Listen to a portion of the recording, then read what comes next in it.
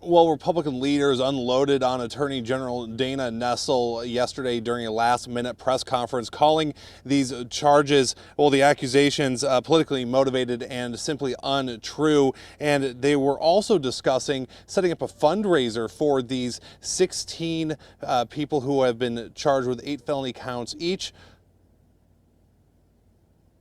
Dana Nessel is a thug. Republican leaders lashed out at Attorney General Dana Nessel during a last-minute press conference at the Macomb County headquarters. This is a witch hunt designed to prosecute and punish citizens who are duly elected to perform major function in presidential elections. Nessel alleging the 16 people who are charged now with 8 felony counts each worked in a coordinated effort to award then-President Donald Trump Michigan's vote during the 2020 election, signing a document claiming to be the qualified electors. They were legally elected under Michigan law at convention to represent the Republican Party as electors. Mark Fortin, the Macomb County GOP chair, argues these 16 people charged were alternate electors, simply doing their civic duty in case legal challenges came up. The idea of alternate electors is not new.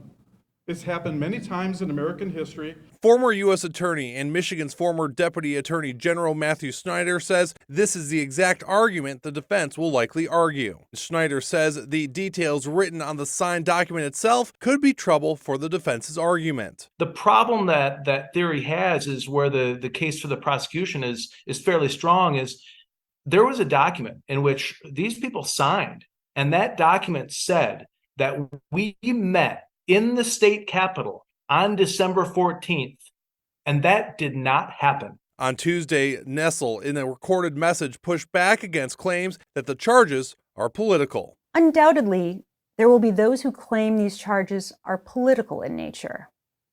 But where there is overwhelming evidence of guilt in respect to multiple crimes, the most political act I could engage in as a prosecutor would be to take no action at all. And Schriver says it's the legal arguments, not the political accusations, that matter in the court of law. The defense likely will put up a vigorous argument, and then we will have to see how that all plays out in court.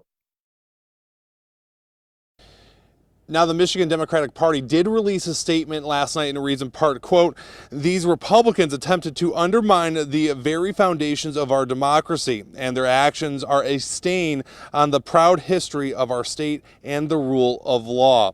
And all 16 defendants will be arraigned at a later date, which we do not know yet, in Ingham County. Reporting in Detroit, I'm Peter Maxwell, 7 Action News.